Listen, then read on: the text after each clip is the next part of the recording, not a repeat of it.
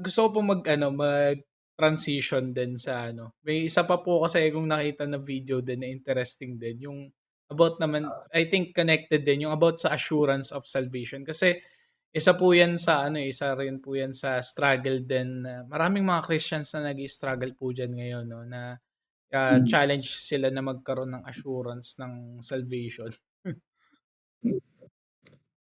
Yeah, regarding sa assurance, ewan ko, ito view ko 'to, actually at view din ng iba pang mga taga-Pre-Grace, na ang assurance at saka believe, synonymous, Hmm, 'no? Ibig sabihin, dapat kung naniniwala ka kay Jesus sa mga promises niya, dapat assured ka. Ngayon kung hmm, hindi ka assured, hindi ka sure, 'no, na yun lang yung hindi ka may doubt, sabihin natin hindi naman doubt, sabihin natin hindi mo na-experience na parang totoo yung sinasabi ni Jesus, parang hindi ka na rin nag-believe, di ba? Kaya ka ah, nga nag-believe, kaya ka nagbi-believe kasi sinasabi mo totoo yung sinabi ni Jesus, totoo yung mga promises niya. And that's assurance actually. Kaya yan ang magkadikit. Sa akin yan yung magkadikit. Sinasabi kasi ng iba, ang magkadikit daw ay believe at saka repent. Pero hindi, ang sa akin, ang magkadikit talaga is yung believe at saka yung assurance mo. hmm, Kasi kung meron kang pananampalataya, believe kay Jesus, dapat assure ka, 100% ka na sure ka. hmm, No? Kaya ka nga naniniwala eh. Kasi 100% sure ka. So yun yung parang sa akin sa assurance. Kaya pag ikaw yung may tipong wala kang assurance, hindi ka naniniwala sa assurance, no, ng salvation mo. Ito lang naman yung sa akin. Parang hindi ka naging born again. Parang hindi ka na, yun yung kasi magkadikit yan. ah, So pag naniniwala ka, dapat assured ka hmm. doon sa promise na narinig mo kay Jesus. Or else, talagang hindi ka nag-believe. Yun naman yung sa medyo, Marami medyo, lang kasi yung nam iba naman, hindi daw kailangan ng assurance, believe ka lang. hmm, Hindi. Kasi paano ka walang assurance kung nag-believe ka na nga eh. Paano mo masasabi wala kang assurance? Dapat eh meron kang assurance. meron ako sa narinig pastor na ang sinabi, yun nga po yung faith. Ang isang definition daw po ng faith ay confident expectation of good things to come. Mm. Kumbaga you're confident that God is your father and he wants the Mm. best for you. Yes. May sinabi nga po si Jesus sa Bible dun na 'di ba na tayo nga na mga imperfect na mga tatay ay gusto natin magbigay ng kapag nanghingi ba yung anak natin ng isda, bibigyan ba natin ng ahas? Siyempre Mm. hindi. Hindi.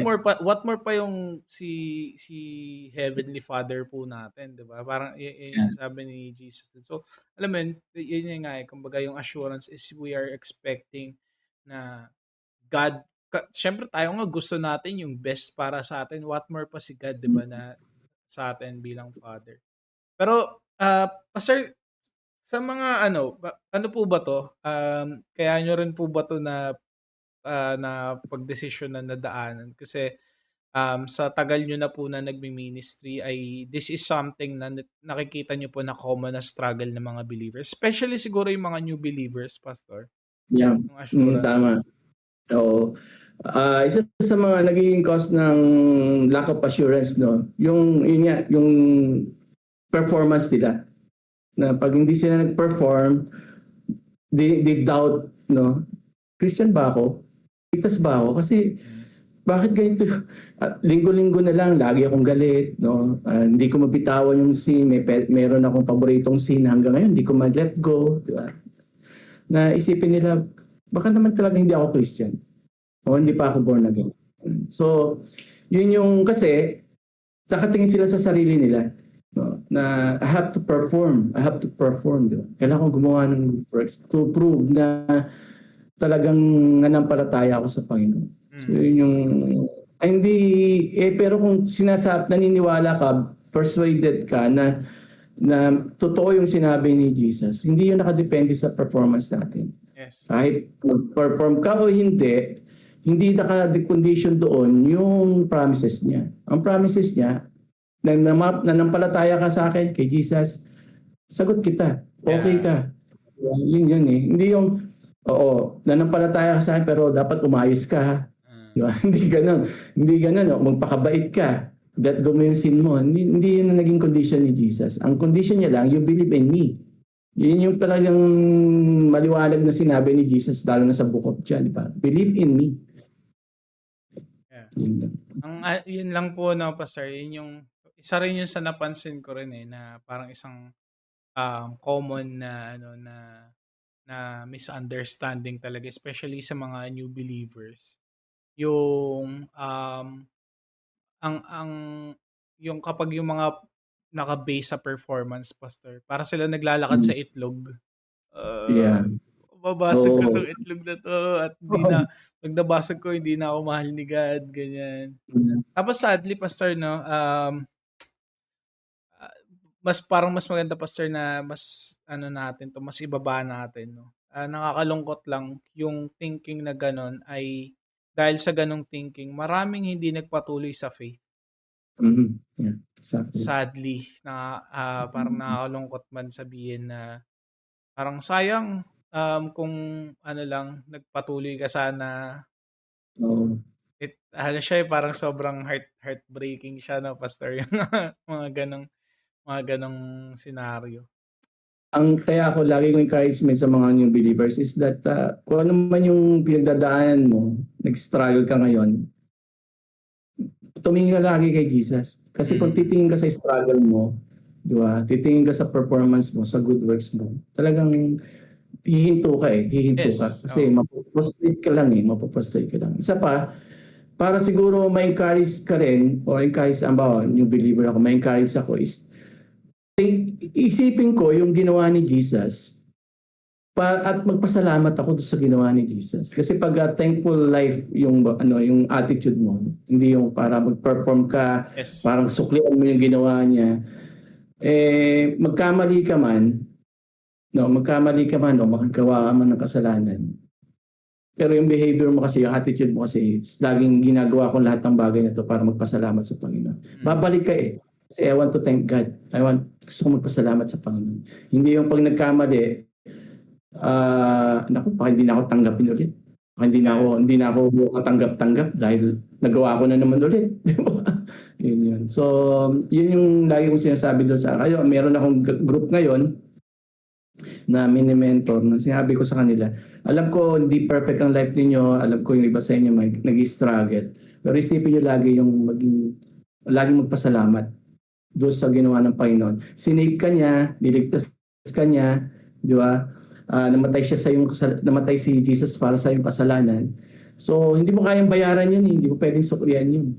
Ang magagawa mo lang magpasalamat. And pwede mong gawin yon by having a life na nagbabago, Yes. nata-transform. Yes. And that's the way how we could sabi natin, thank God. Mm. Kumbaga paying forward na yun, Pas, 'no? Mm, Paying it for ano lang, Pastor, hindi. 'no, dito, yung nabanggit niyo po na yan talaga yung parang keyword dun, yung confidence. Kasi kapag wala tayong confidence sa kung ano yung ginawa ni Christ, parang dina-downplay mo na rin yung ginawa ni Christ, Parang sinasabi mo na hindi Mm, enough yung ginawa ni Christ. tama, exactly. Tama, that's the word. Parang ininsulto mo yung ginawa niya. Di Mm. ba? Ininsulto mo yung ginawa niya. Parang Sa, hindi enough, 'di ba enough yung ano, 'yun yung ano nun, Pastor, 'no, 'yun yung isang extreme nun.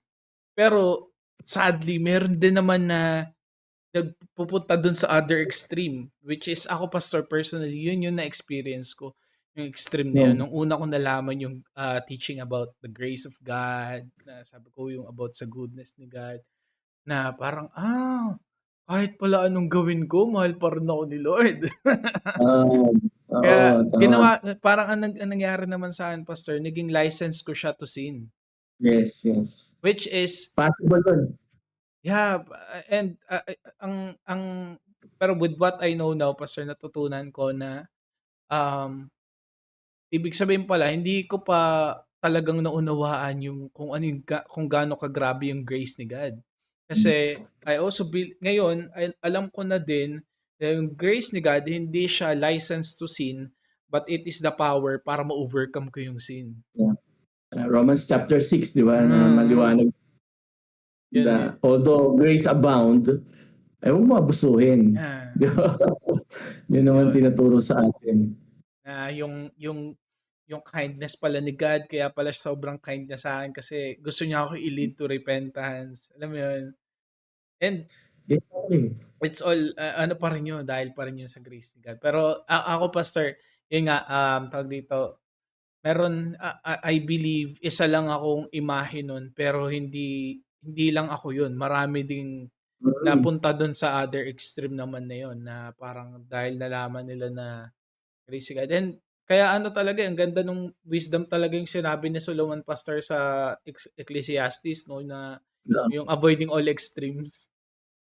May Oo. sinabi si Solomon dun, eh, sa Ecclesiastes na parang dapat i-avoid mo yung mga extremes, eh, Mm. yun. Ano pa Sobrang rin, gitna ka pa rin dapat, gitna ka pa mm, rin 'no.